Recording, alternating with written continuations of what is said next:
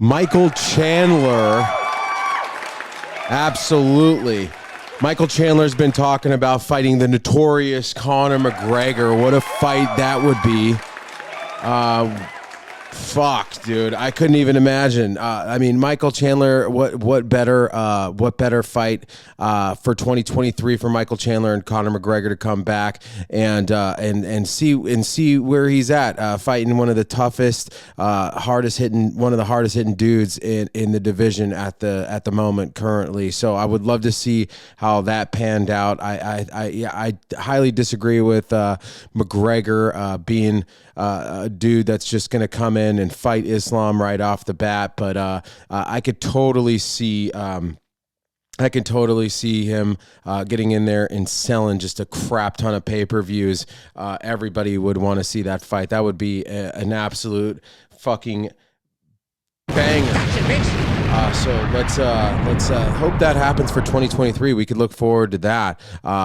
Let's take a look at what Michael Chandler has to say. Talking about Conor McGREGOR being on the other side of this, two-person engagement that we have to get into.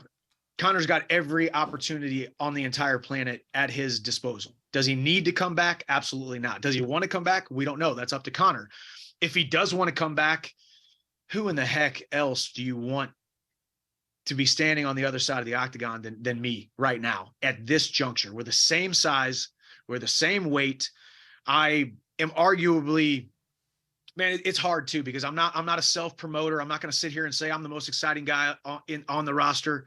I'm not going to sit here and say I am the guy who is a huge pay-per-view draw. It just doesn't seem right because I am me and I'm in my own little microcosm of Michael Chandler's little life here in Nashville, Tennessee. But when you look at it on the world stage, oh, he's out of Nashville. The response, and you look at, like you said, the die-hard. I don't care who he's fighting, when he's fighting, where he's fighting. I am tuning in and buying the pay-per-view for a Michael Chandler fight. Absolutely, man. Those people are coming out of the woodworks, and it's crazy the amount of buzz that is on me, my fight style, my fights every single time. And the UFC knows it. I think Conor knows it. Conor's team knows it. The whole world of mixed martial arts knows it. So if he comes back, when he comes back, man, I'm going to take a little bit of time off, obviously, to heal up and make sure I take care of my family and take care of my body. I think the timeline works out really, really well. Whenever he wants to come back, and tell me who's a bigger draw. Or I mean, that's all you really got to hear at this point. I mean,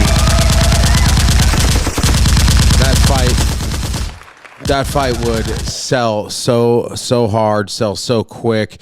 I mean, I'm already in. It's not even a thing yet. But I hope that the other side of that hears this and really kind of puts their best foot forward. Not just going in and getting a warm up fight.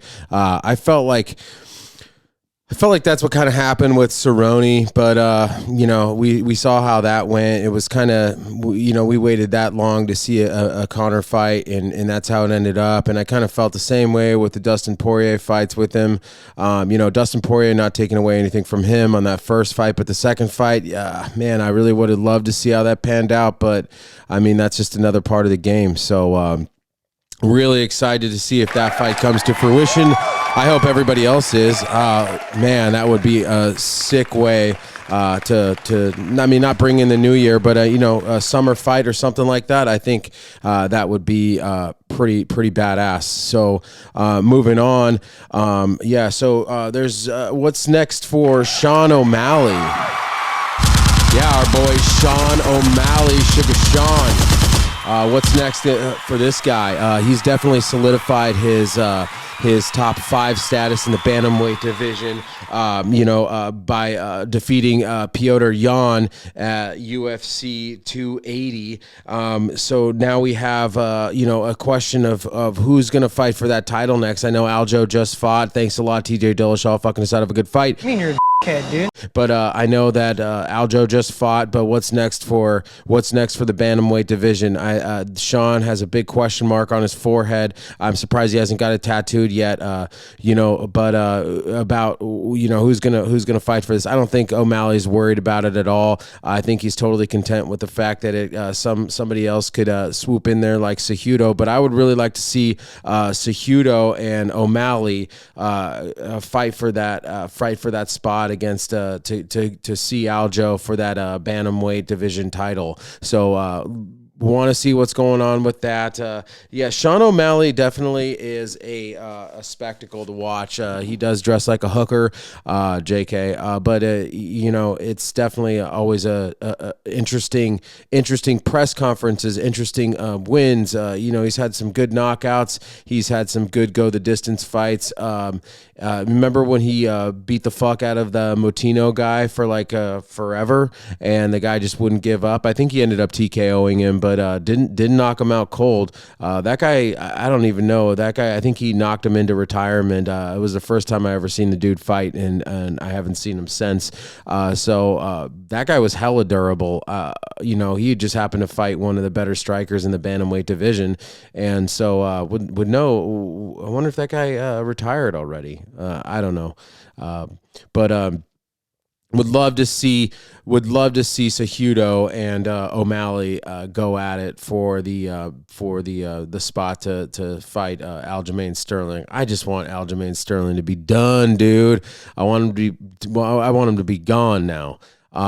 Just to be gone. I don't think he's a great champion. The way he won the title, and some of his last fights were just not the most exciting ever. He's not, I don't know. He's really cheesy. But to each their own.